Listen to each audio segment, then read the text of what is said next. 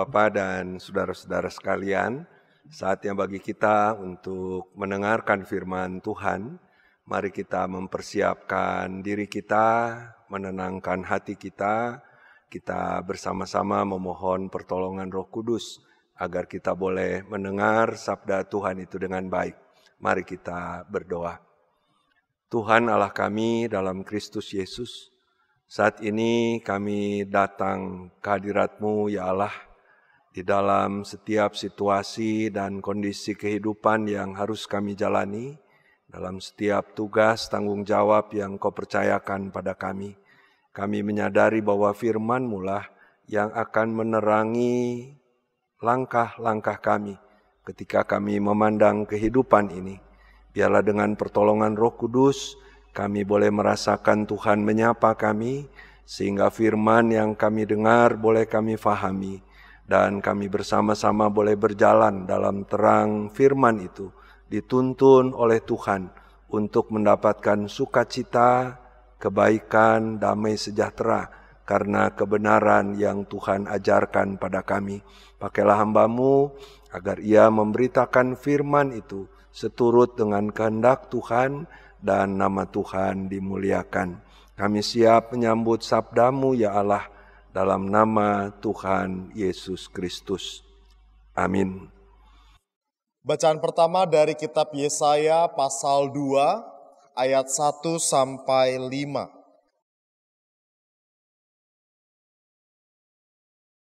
Firman yang dinyatakan kepada Yesaya bin Amos tentang Yehuda dan Yerusalem. Akan terjadi pada hari-hari yang terakhir, gunung tempat rumah Tuhan akan berdiri tegak di hulu gunung-gunung dan menjulang tinggi di atas bukit-bukit. Segala bangsa akan berduyun-duyun ke sana dan banyak suku bangsa akan pergi serta berkata, "Mari kita naik ke gunung Tuhan, rumah Allah Yakub, supaya ia mengajar kita tentang jalan-jalannya dan supaya kita berjalan menempuhnya. Sebab dari Sion akan keluar pengajaran dan firman Tuhan dari Yerusalem. Ia akan menjadi hakim antara bangsa-bangsa dan akan menjadi wasit bagi banyak suku bangsa. Maka mereka akan menempa pedang-pedangnya menjadi mata bajak dan tombak-tombaknya menjadi pisau pemangkas. Bangsa tidak akan lagi mengangkat pedang terhadap bangsa dan mereka tidak akan lagi belajar perang. Hai kaum keturunan Yakub, mari kita berjalan di dalam terang Tuhan." Demikianlah sabda Tuhan. Syukur kepada Allah.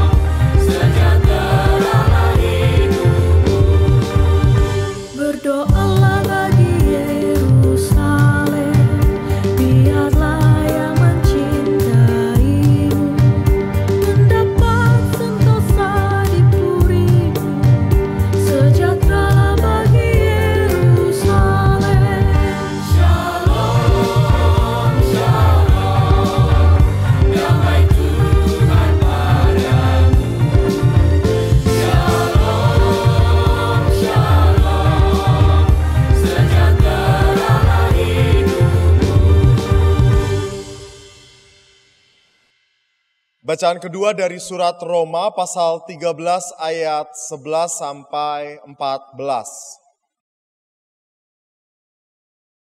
Hal ini harus kamu lakukan karena kamu mengetahui keadaan waktu sekarang, yaitu bahwa saatnya telah tiba bagi kamu untuk bangun dari tidur. Sebab sekarang keselamatan sudah lebih dekat bagi kita daripada waktu kita menjadi percaya. Hari sudah jauh malam, telah hampir siang. Sebab itu marilah kita menanggalkan perbuatan-perbuatan kegelapan dan mengenakan perlengkapan senjata terang. Marilah kita hidup dengan sopan seperti pada siang hari. Jangan dalam pesta pora dan kemabukan, jangan dalam percabulan dan hawa nafsu, jangan dalam perselisihan dan iri hati. Tetapi kenakanlah Tuhan Yesus Kristus sebagai perlengkapan senjata terang, dan janganlah merawat tubuhmu untuk memuaskan keinginannya. Demikianlah sabda Tuhan. Syukur kepada Allah. Saudara-saudara yang Tuhan kasihi, bagian Alkitab yang kita baca pada hari ini diambil dari kitab Injil Matius pasal 24. Ayat yang ke-36 sampai 44. Firman Tuhan itu menyatakan demikian. Tetapi tentang hari dan saat itu, tidak seorang pun yang tahu. Malaikat-malaikat di sorga tidak, dan anak pun tidak, hanya Bapa sendiri. Sebab sebagaimana halnya pada zaman Nuh, demikian pula halnya kelak pada kedatangan Anak Manusia, sebab sebagaimana mereka pada zaman sebelum air bah itu makan dan minum, kawin dan mengawinkan, sampai kepada hari Nuh masuk ke dalam bahtera, dan mereka tidak tahu akan sesuatu sebelum air bah itu datang dan melenyapkan mereka semua. Demikian pula lah halnya kelak pada kedatangan Anak Manusia. Pada waktu itu, kalau ada 2 orang di ladang, dan yang seorang akan dibawa, dan yang lain akan ditinggalkan. Kalau ada 2 orang perempuan sedang memutar batu kilangan, yang seorang akan dibawa, dan yang lain akan ditinggalkan. Karena itu berjaga-jagalah, sebab kamu tidak tahu pada hari mana Tuhanmu datang. Tetapi ketahuilah hal ini, jika tuan rumah tahu pada waktu mana pada malam hari pencuri akan datang, sudahlah pasti ia berjaga-jaga dan tidak akan membiarkan rumahnya dibongkar. Sebab itu hendaklah kamu juga siap sedia, karena Anak Manusia datang pada saat yang tidak kamu duga. Demikianlah firman Tuhan. Yang berbahagia adalah yang mendengarkan firman Tuhan, memelihara dan melakukan di dalam kehidupannya.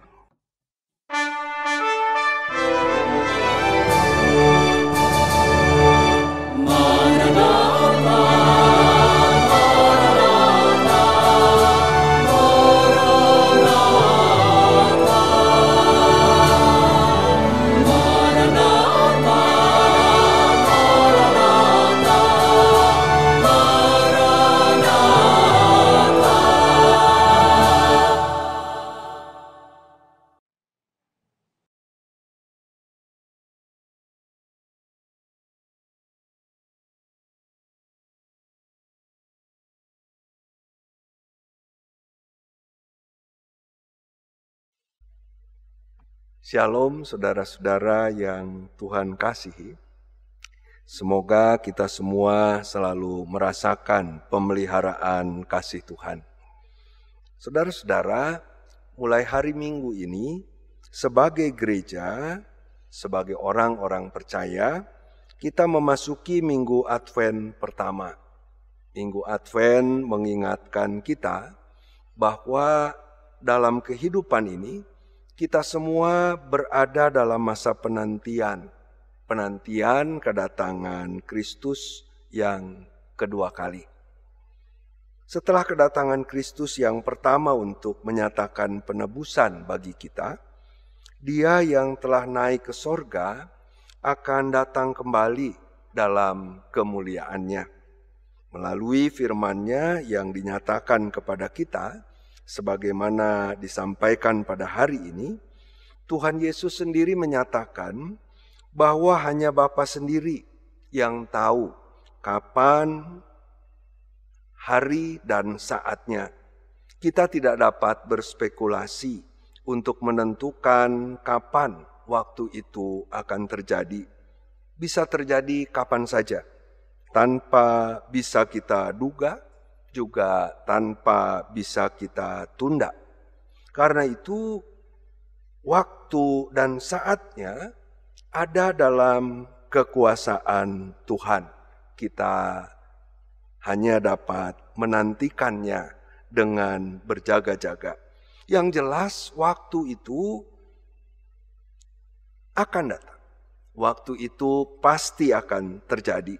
Sebagai orang percaya di dalam situasi yang demikian, sesungguhnya kita sudah diingatkan bahwa kehidupan yang masih bisa kita jalani ini ada dalam ruang waktu yang terbatas. Karena hal itu pasti terjadi.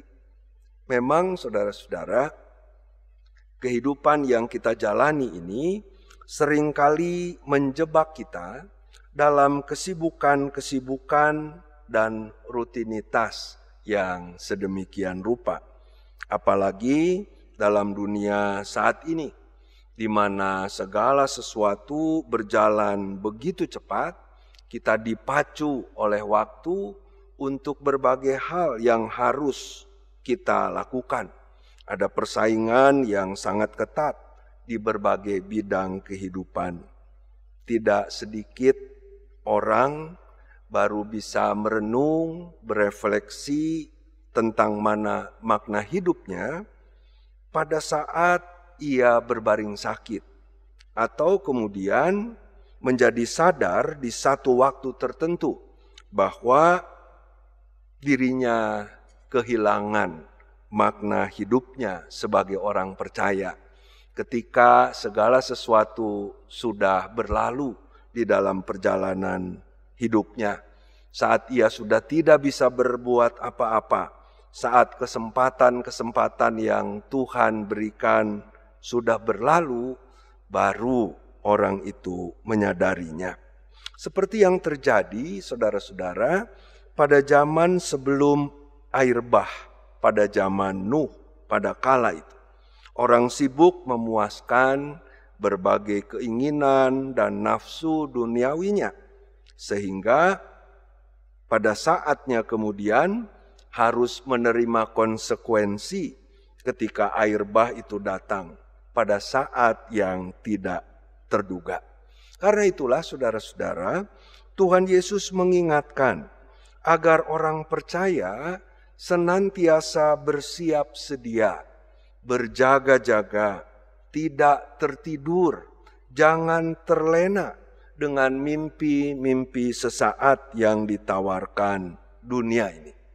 Saudara-saudara, Tuhan memberi kita panca indera untuk merespon berbagai stimulus di dunia ini. Dari dunia di sekitar kita, kita menerima berbagai hal yang bisa kita lihat, kita saksikan, kita rasakan. Dengan mata kita melihat berbagai hal yang indah dan menarik. Berbagai hal yang terjadi yang bisa membuat kita memuliakan Tuhan. Tetapi dari sisi lain, apa yang kita lihat itu bisa juga menjadi penggoda sehingga kita semakin jauh dari Tuhan. Dengan telinga kita mendengar hal yang baik, juga hal yang buruk. Hal yang bisa menuntun kita pada kebaikan, tetapi juga bisa menjerumuskan kita. Juga indera-indera yang lain. Dapat dibayangkan saudara-saudara, apabila stimulus yang kita terima melalui indera kita itu tidak berhasil kita pahami dengan baik, tidak direspon secara kritis melalui iman yang menjadi dasar yang benar untuk menentukan langkah yang kita ambil. Kita mendengar bagaimana Tuhan Yesus menegur mereka yang punya telinga tetapi tidak mendengar, yang punya mata tetapi tidak melihat, tidak mampu menyikapi stimulus yang didapatkan dari kehidupan ini dengan baik, sehingga justru menjadi semakin jauh dari Tuhan. Saudara-saudara yang dikasihi Tuhan, berjaga-jaga, bersiap sedia adalah sikap iman yang waspada, bersiaga untuk berbagai kemungkinan dalam menghadapi tanggung jawab atas hidup yang dijalani, bertanggung jawab atas keselamatan yang Tuhan sudah anugerahkan, berjaga-jaga, bersiap sedia. Kemudian Tuhan Yesus mengingatkan juga agar kita bangun dari tidur. Bangun dari tidur adalah sikap dan tindakan untuk memuliakan Tuhan dalam setiap kesempatan yang Tuhan sudah berikan. Tidak membiarkannya berlalu karena kita tertidur. Menjadi orang Kristen, menjadi pengikut Kristus, tidak menjadikan kita lepas dari berbagai godaan dan cobaan dalam kehidupan ini. Berbagai pergumulan juga dihadapi oleh orang percaya. Kita semua menghadapi berbagai krisis karena dampak pandemi COVID. Kita menghadapi kehidupan dunia yang diwarnai dengan ketegangan, dengan perselisihan, pertengkaran, bahkan pertikaian dan peperangan, yang akibatnya kita bisa merasakan baik secara langsung maupun tidak langsung, bahkan juga pergumulan-pergumulan pribadi dan keluarga kita masing-masing. Kita hidup di tengah dunia yang demikian, dengan semua dinamika di dalamnya. Tetapi untuk hidup yang berkarya di tengah dunia yang demikian ini, sebenarnya orang percaya memiliki bekal. Karya penebusan Kristus dalam kedatangannya yang pertama adalah pegangan yang kuat bagi orang percaya. Betapa sesungguhnya Allah mengasihi manusia, sesuatu yang boleh menjadi kekuatan kita, bahwa sebenarnya Allah mengasihi kita semua, mengasihi orang-orang yang kita kasihi. Allah tidak tinggal diam melihat pergumulan dan penderitaan karena dosa yang harus dihadapi oleh manusia. Karena itu ia datang untuk membawa keselamatan itu. Jaminan keselamatan sudah Tuhan berikan jika orang mau tinggal dan hidup dalam terang keselamatan itu. Saudara-saudara, saat ini kita berada dalam masa penantian akan kedatangan Kristus yang akan datang dalam kemuliaannya. Tuhan Yesus mengingatkan agar kita berjaga-jaga, bangun dari tidur. Waktu dan saat kedatangannya adalah misteri bagi kita semua, karena Bapa sendiri yang akan menentukannya. Namun bila saatnya tiba, saudara-saudara, kita semua boleh menyambutnya dengan sukacita.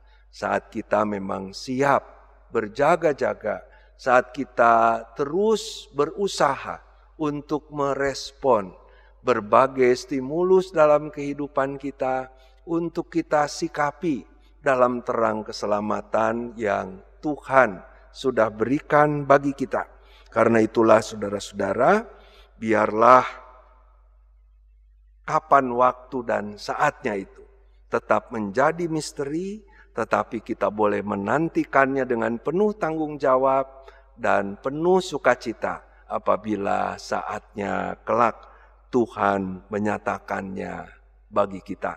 Selamat memaknai hidup yang Tuhan sudah anugerahkan, hidup bersama dengan orang-orang di sekitar kita, hidup di tengah-tengah alam ciptaan Tuhan yang Tuhan sudah percayakan untuk kita jaga dan pelihara ini.